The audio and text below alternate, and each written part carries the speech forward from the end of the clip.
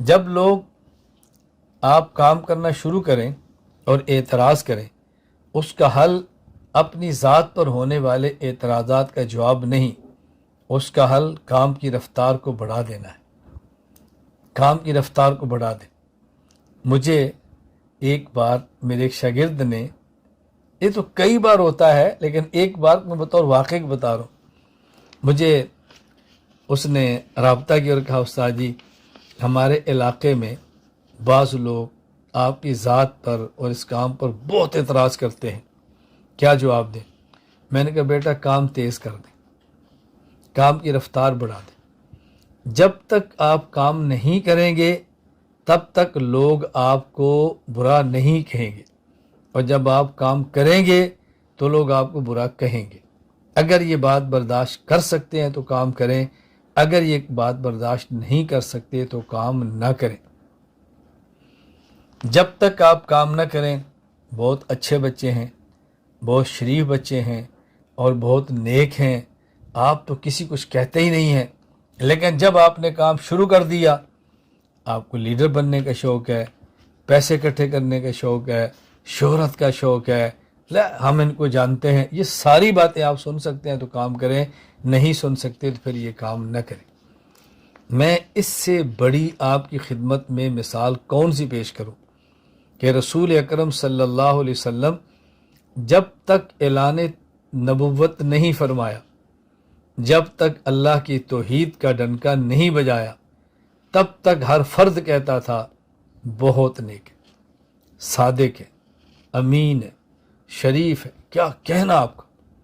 اور جو ہی رسول اکرم صلی اللہ علیہ وسلم نے توحید کا اعلان کیا اور اللہ کی وحدانیت کا ڈنکا بجایا تو وہی لوگ جو آپ کو اچھا کہنے والے تھے اسی مجلس میں آپ کے خلاف بول اٹھے، تب اللہ کا یا محمد الہذا جماعتنا، تو نے ہمیں اس لیے بلایا تھا، تو نے ہمیں اس لیے بلایا تھا، اس لیے بلایا تھا ہمیں۔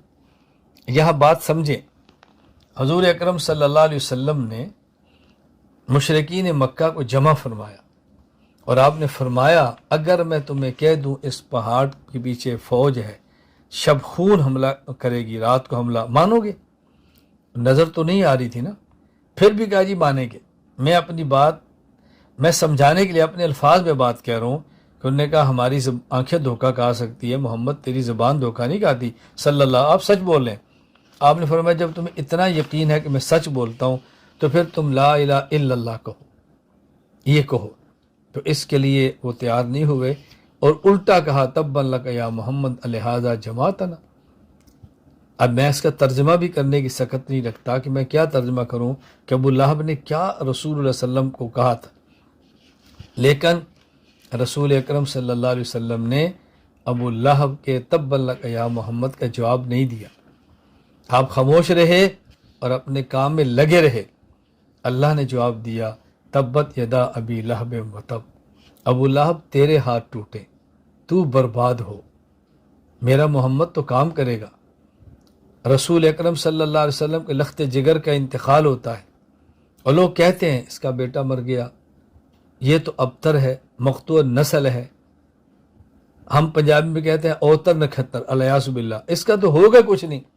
حضور نے جواب نہیں دیا، اللہ نے فرمایا ان شانئک ھو الابتر، پیغمبر آپ اپنے کام میں لگے رہیں، آپ کے دشمن کی جڑیں کٹ جائیں گی، ان کی نسلیں مٹ جائیں گی اور آپ کا نام زندہ رہے گا۔ ہم نبی کے بارے سے، رسول اللہ صلی اللہ علیہ وسلم کے بارے سے اگر ہم اپنی ذات پر ہونے والے اعتراضات ہی کو سنبھالتے رہیں گے، اسی کیچڑ اچھالنے والوں کو جوابات ہی دیتے رہیں گے، ہمیشہ اپنی صفائیاں دیتے کر وضاحتیں ہی کرتے رہیں گے، تو نتیجہ کیا نکلے گا؟ ہم الجھ کے رہ جائیں گے۔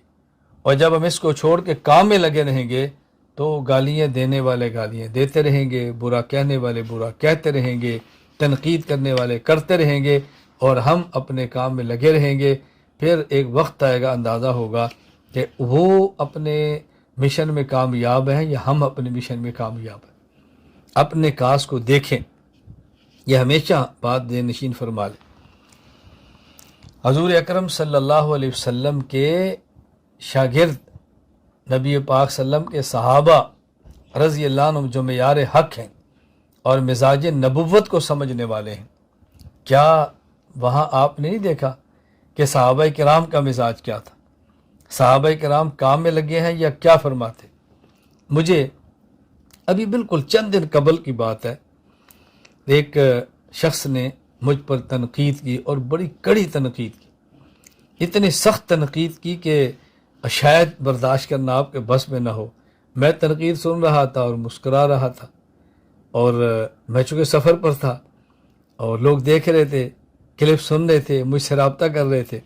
میں نے کہا ایک بات یاد رکھو، رسول اللہ صلی اللہ علیہ وسلم کے شاگرد صحابہ یہ ہمارے لیے معیار حق ہے۔ نبی پاک صلی اللہ علیہ وسلم کے صحابی حضرت ابو بکر صدیق رضی اللہ تعالی عنہ اور ایک اور صحابی، دو صحابی آپ کی خدمت میں آتے ہیں، اور ایک رسول اللہ صلی اللہ علیہ وسلم کے سامنے بیٹھ کر دوسرے کے بارے میں شکایت کرتا ہے اور یہ خاموش ہے۔ تو نبی پاک صلی اللہ علیہ وسلم ان کی شکایت سن رہے ہیں اور مسکرا رہے ہیں۔ تھوڑی دیر بعد غالباً ابو بکر صدیق رضی اللہ عنہ تھے، انہوں نے جوابات دینے شروع کیے، تو رسول اللہ صلی اللہ علیہ وسلم کے چہرے انور پر کچھ ناگواری آئی۔ پوچھے یا رسول اللہ، آپ کے چہرے پر ناگواری؟ فرمایا جب تک تم خاموش تھے تمہاری طرف سے فرشتے دفاع کر رہے تھے، جب تم نے بولنا شروع کیا تو فرشتوں نے دفاع کرنا چھوڑ دیا۔